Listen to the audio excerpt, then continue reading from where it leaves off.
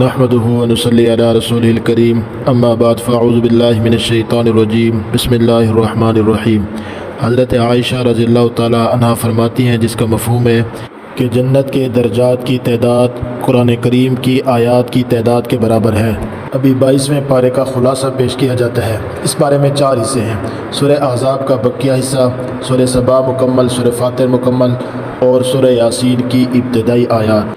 یا نساء النبی لستن کاحد من النساء، یہاں اللہ تعالیٰ نے ازواج مطہرات کے مقام کو بیان فرمایا کہ ان کا مقام و مرتبہ دیگر عورتوں سے بڑھ کر ہے، اس لیے اگر وہ تقوی اختیار کریں تو ثواب بھی دگنا ملے گا، اگر گناہ کریں گی تو عذاب بھی دگنا ملے گا۔ یہاں انہیں 6 ہدایات بھی دی ہیں۔ نمبر 1، اگر کوئی بندہ مسئلہ پوچھنے آئے تو جان بوجھ کر نزاکت سے بات نہ کریں، وگرنہ وہ شخص جس کے دل میں مرض ہے اس کے دل میں تما پیدا ہوگی۔ نمبر 2، اپنے گھروں میں قرار کے ساتھ رہیں۔ نمبر 3، قدیم جاہلیت کی طرح بناؤ سنگھار نہ دکھاتی پھریں۔ نمبر 4، نماز کی پابندی کیا کریں۔ نمبر 5، زکوٰۃ ادا کیا کریں۔ نمبر 6، اللہ تعالیٰ اور اس کے رسول صلی اللہ علیہ وسلم کی اطاعت کیا کریں۔ مذکورہ ہدایات اگرچہ ازواج مطہرات کو ہیں، لیکن اس میں دیگر تمام مسلمان عورتیں بھی شامل ہیں۔ انما یرید اللہ لیذھب عنکم الرجس اہل البیت ویطہرکم تطہیرا۔ مذکورہ ہدایات پر عمل کرنے کا فائدہ اور نتیجہ یہ ہوگا کہ ازواج مطہرات سے اللہ تعالیٰ گندگی کو دور رکھ کر ایسی پاکیزگی عطا فرمائیں گے جو ہر طرح سے مکمل ہوگی۔ اس آیت کے سیاق و سباق ما قبل اور ما بعد میں ازواج مطہرات ہی کا ذکر چل رہا ہے، اس لیے ازواج مطہرات تو اہل بیت کا براہ راست مصداق ہیں۔ اہل سنت والجماعہ کا اجماعی عقیدہ ہے کہ اہل بیت میں پہلے پیغمبر کی بیویاں، پھر پیغمبر کی اولاد، پھر اولاد کی اولاد اور پھر داماد شامل ہیں۔ صحیح مسلم کی حدیث کے مطابق 4 بنات حضرت زینب، حضرت ام کلثوم، حضرت رقیہ، حضرت فاطمہ الزہرا رضی اللہ تعالی عنہن اور ان کی اولاد حسن حسین اور حضرت علی رضی اللہ تعالیٰ عنہ شامل ہیں۔ ان المسلمین والمسلمات والمؤمنین والمؤمنات، مسلمان کی شخصیت کو معاشرہ میں نمایاں اور امتیازی حیثیت دینے اور اس کا تشخص اور پہچان پیدا کرنے والی 10 صفات اس آیت میں بیان کی گئی ہیں۔ یہ صفات مرد میں ہوں یا عورت میں اسے مغفرت اور اجر عظیم کا مستحق بنا دیتی ہیں۔ وہ صفات یہ ہیں: اسلام، ایمان، قنوت یعنی دائمی اطاعت، صدق، صبر، خشوع، صدقہ، روزے، شرمگاہ کی حفاظت اور کثرت سے اللہ کا ذکر کرنا۔ وما كان لمؤمن ولا مؤمنة اذا قضى الله ورسوله امرا۔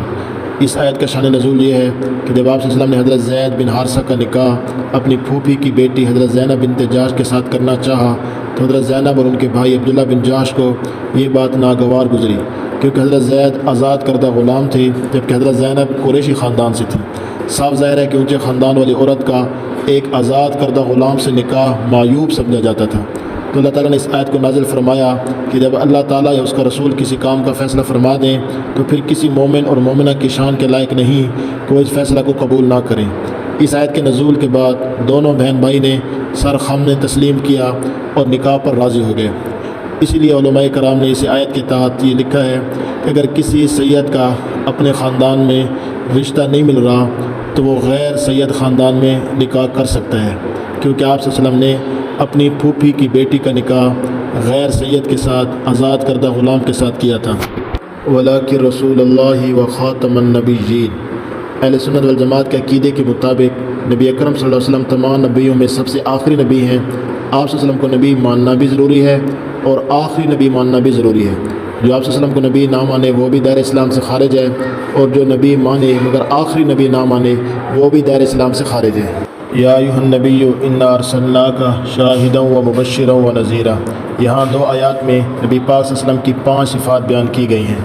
آپ صلی اللہ علیہ وسلم قیامت کے دن اپنی امت یا دیگر انبیاء کرام علیہ السلام کی امتوں پر گواہی دیں گے جب گزشتہ امتیں اپنے نبیوں کی تکذیب کریں گی۔ نمبر 2، اہل ایمان کو آپ سعادت اور جنت کی بشارت دینے والے ہیں۔ نمبر 3، کفار اور فجار کو اللہ کے عذاب اور ہلاکت سے ڈرانا آپ کی ذمہ داری ہے۔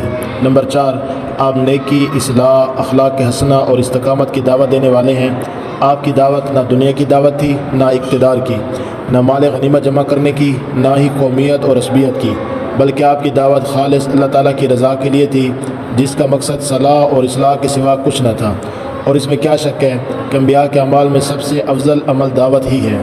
خود اللہ رب العزت فرماتے ہیں وَمَنْ أَحْسَنُ قَوْلًا مِّمَّنْ دَعَا إِلَى اللَّهِ، اور اس سے زیادہ اچھی بات والا کون ہے جو اللہ تعالیٰ کی طرف بلائے اور نیک کام کرے اور کہے کہ میں یقیناً مسلمانوں میں سے ہوں۔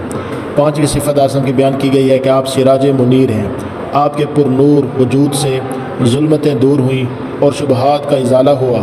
اللہ تعالیٰ نے ہمارے آقا صلی اللہ علیہ وسلم کو چمکتے ہوئے سورج کے ساتھ تشبیہ دی ہے، کیونکہ اللہ تعالیٰ نے آپ کے ذریعے شرک و ضلال کی گمراہیوں کو دور کیا اور گمراہیوں کو ہدایت دی، بالکل ایسے ہی جیسے جب سورج روشن ہو جاتا ہے تو رات کی تاریکی کافور ہو جاتی ہے اور منزل تک پہنچنا آسان ہو جاتا ہے۔ یا ایھا النبی انا احللنا لک ازواجک اللاتی آتیت اجورہن۔ یہاں سے نبی اکرم صلی اللہ علیہ وسلم کی چند ایک خصوصیات بیان ہو رہی ہیں۔ نمبر 1، 4 سے زائد بیویاں آپ کے لیے حلال ہیں۔ نمبر 2، مال فیہ میں جو باندھی آپ کی ملکیت میں آ جائے تو وہ بھی آپ کے لیے حلال ہے۔ خاصیت اس طرح ہے کہ تقسیم سے پہلے آپ کسی باندھی کو لے سکتے ہیں۔ نمبر 3، آپ صلی اللہ علیہ وسلم کے لیے چچا کی بیٹیاں، پھوپھی کی بیٹیاں، ماموں کی بیٹیاں اور خالہ کی بیٹیاں صرف وہ حلال ہیں جنہوں نے آپ صلی اللہ علیہ وسلم کے ساتھ ہجرت کی۔ نمبر 4، اگر کوئی ایمان والی عورت اپنے آپ کو نبی پاک صلی اللہ علیہ وسلم کے لیے ہدیہ کرے بغیر حق مار کے اور پیغمبر پاک اس سے نکاح کرنا چاہیں تو نکاح ہو سکتا ہے۔ یہاں ضمنی طور پر یہ بات بھی جان لی جائے کہ اسلام اور پیغمبر اسلام کے مخالفین نے ہمارے آقا صلی اللہ علیہ وسلم کی کثرت ازواج میں معاذ اللہ شہوت پرستی کے عنصر کو بنیادی وجہ قرار دینے کی ناکام اور ناپاک کوشش کی ہے۔ یہاں اگر 2 بنیادی نقطوں کو ملحوظ رکھا جائے تو اعتراضات کی لغویت ظاہر ہو جاتی ہے۔ پہلا نقطہ یہ ہے کہ آپ نے اپنی بھرپور جوانی ایک ایسی خاتون کے ساتھ گزار دی جو عمر میں آپ سے تقریباً دگنی تھی۔ جب تک وہ زندہ رہیں آپ نے کسی دوسری خاتون کو اپنے نکاح میں قبول نہیں کیا۔ حضرت خدیجہ رضی اللہ تعالیٰ عنہ کے علاوہ جتنی خواتین سے بھی آپ نے شادیاں کی ہیں وہ بڑھاپے کی حدود میں قدم رکھنے یعنی 50 سال کی عمر کے بعد کی ہیں۔ دوسرا نقطہ یہ ہے کہ سوائے حضرت عائشہ رضی اللہ تعالیٰ عنہ کے آپ کی کوئی بیوی بھی کنواری نہیں تھی۔ اگر معاذ اللہ کثرت ازدواج سے آپ کا مقصد شہوت پرستی ہوتا تو آپ یہ شادیاں جوانی میں اور کنواری لڑکیوں سے کرتے۔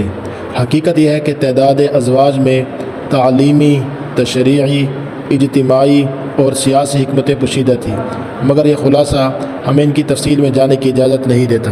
یا ایھا الذین آمنوا لا تدخلوا بیوت النبی الا ان یؤذن لکم۔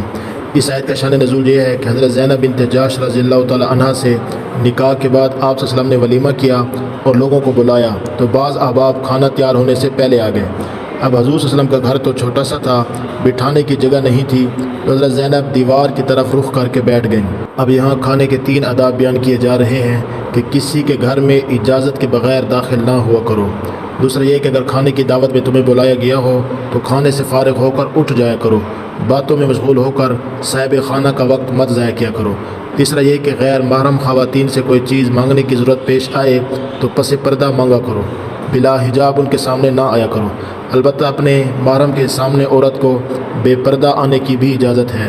یا ایھا النبی قل لازواجک و بناتک و نساء المؤمنین۔ پہلے امہات المومنین پر حجاب کی فرضیت کا حکم نازل ہوا، پھر عمومی طور پر ہر مسلمان خاتون کو پردہ کا حکم دیا گیا، خواہ وہ بیوی ہو یا بیٹی ہو یا ماں۔ حجاب عورت کی عزت و عصمت کا محافظ اور باعث تکریم و تعریف ہے۔ حجاب شرعی میں چند شرائط کا ملحوظ رکھنا ضروری ہے۔ حجاب ایسا ہو کہ پورے بدن کو چھپا لے۔ وہ حجاب خود پرکشش اور نگاہوں کو متوجہ کرنے والا نہ ہو۔ حجاب ایسا باریک نہ ہو جس سے جسم کی رنگت جھلکے اور نظر آئے۔ کشادہ ہو، ایسا تنگ نہ ہو جو فتنہ کا باعث بننے والے اعضاء کو ظاہر کرے۔ ایسا معطر نہ ہو جس کی خوشبو دوسروں تک پہنچے۔ بناوٹ میں مردوں کے لباس سے مشابہت نہ رکھتا ہو۔ ایسا لباس نہ ہو جو کافر اور مشرک عورتوں کی پہچان بن چکا ہو۔ شہرت کا لباس نہ ہو کہ جسے محض شہرت کے لیے پہنا جائے، حدیث میں اس پر سخت وعید آئی ہے۔ سورہ سبا، اس سورت میں قوم سبا کا واقعہ بیان کیا گیا ہے، اس لیے اس سورت کا نام سبا رکھا گیا ہے۔ وَلَقَدْ آتَيْنَا دَاوُودَ مِنَّا فَضْلًا۔ اللہ تعالیٰ نے حضرت داؤد علیہ السلام کو حسن صورت عطا فرمائی تھی۔ جب حضرت داؤد علیہ السلام تسبیح و ذکر کرتے تھے تو اللہ تعالیٰ نے پہاڑوں اور پرندوں کو مسخر کر دیا تھا اور انہیں حکم دیا تھا کہ حضرت داؤد علیہ السلام کے ساتھ مل کر تسبیح کریں۔ مزید یہ کہ اللہ تعالیٰ نے لوہے کو ان کے لیے نرم فرما دیا تھا، وہ اپنے ہاتھ سے لوہے کو موڑ لیتے تھے اور اس سے بڑے عمدہ طریقے اور سلیقے سے زریں بناتے تھے۔ وَلِسُلَيْمَانَ الرِّيحَ غُدُوُّهَا شَهْرٌ وَرَوَاحُهَا شَهْرٌ۔ اللہ تعالیٰ نے ہوا کو حضرت سلیمان علیہ السلام کے تابع فرما دیا تھا، وہ اس کے ذریعے دور دراز کا سفر مختصر وقت میں طے کر لیتے تھے۔ تخت ہوا میں اڑتا اور 1 مہینے کی مسافت صرف ایک صبح یا شام میں طے کر لیتا تھا۔ جنات کو بھی اللہ تعالیٰ نے آپ علیہ السلام کے تابع کر دیا تھا، جیسے چاہتے ان سے کام لیتے۔ لیکن یہاں خیال رکھنا چاہیے کہ جنات عالم الغیب نہیں ہے، غیب کا علم ان کے پاس نہیں ہے۔ اگلے آیات میں اللہ تعالیٰ نے ان کو واضح کیا ہے کہ حضرت سلیمان علیہ السلام کی وفات کا ان کو خبر بھی نہیں ہوئی اور وہ بیت المقدس کی تعمیر میں مشغول رہے۔ لَقَدْ كَانَ لِسَبَإٍ فِي مَسْكَنِهِمْ آیَةٌ، قوم سبا کے رہنے کی جگہ میں اللہ نے برکت عطا فرمائی تھی۔ ملک یمن کے دارالحکومت کا نام صنعاء، اس سے 3 منزل کے فاصلے پر ایک شہر تھا معارب، اس میں یہ قوم آباد تھی۔ یہ بہت خوبصورت جگہ تھی۔ ان کی سڑکوں کے دونوں طرف پھلدار باغات کے سلسلے تھے جو دور تک چلے گئے تھے۔ پہاڑوں کے درمیان ایک وادی میں یہ شہر آباد تھا۔ یہاں کے بادشاہوں نے پہاڑوں کے درمیان میں ایک مضبوط ڈیم بنا دیا تھا جس میں پانی کا ایک بڑا ذخیرہ محفوظ کر لیا جاتا تھا۔ پہاڑوں سے آنے والا پانی اور بارشوں کا پانی اس میں ذخیرہ ہوتا تھا۔ جب انہوں نے اللہ تعالیٰ کی اس عظیم نعمت کی ناقدری کی تو اللہ تعالیٰ نے بند توڑنے کے لیے چوہے بھیجے۔ ان چوہوں نے بنیادوں کو کاٹا، وہ بند ٹوٹ گیا اور تباہی و بربادی ہو گئی۔ سورہ فاطر، اس سورت کی پہلی آیت میں فاطر کا لفظ آیا ہے، اسی مناسبت سے اس کا نام فاطر رکھ دیا گیا ہے۔ الحمدللہ فاطر السماوات والارض جاعل الملائکۃ رسلا اولی اجنحۃ مثنی وثلاث ورباع۔ اللہ تعالیٰ نے فرشتوں کو اپنا قاصد بنا کر بھیجا ہے۔ قاصد کا معنی یہ ہے کہ اللہ تعالیٰ اور اللہ کے رسول کے درمیان فرشتے واسطہ ہوتے ہیں۔ فرشتوں میں سے کسی کے 2 پر ہیں، کسی کے 3 پر ہیں، کسی کے 4 پر ہیں، لیکن اس میں حصر نہیں ہے، اس سے زائد بھی ہو سکتے ہیں۔ جیسے حضرت جبریل علیہ السلام کے بارے میں روایت میں ہے کہ ان کے 600 پر ہیں۔ ثم اورثنا الکتاب الذین اصطفینا من عبادنا۔ ام المومنین حضرت عائشہ اور دیگر صحابہ کرام رضی اللہ عنہم اجمعین سے یہ بات ثابت ہے کہ ظالم، معتدل اور سابقون بالخیرات یہ تینوں امت محمدیہ کے منتخب افراد ہیں۔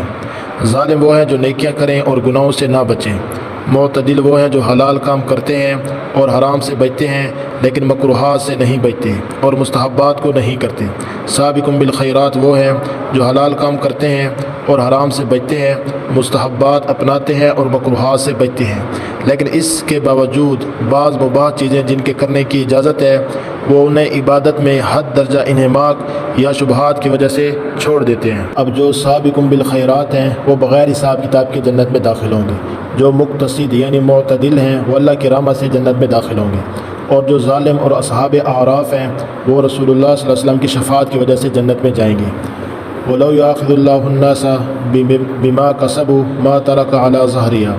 اگر اللہ تعالیٰ اعمال کفریہ کی وجہ سے سزا دیں تو اس زمین پر کسی ذی روح کو نہ چھوڑیں، خواہ وہ جانور ہو یا انسان۔ اس کا ایک مطلب یہ ہے کہ جانور انسان کے فائدے کے لیے بنائے گئے تھے، جب انسانوں کو نہیں رکھنا تو پھر جانوروں کے رکھنے کا کوئی فائدہ نہیں۔ وآخر دعوانا ان الحمد للہ رب العالمین۔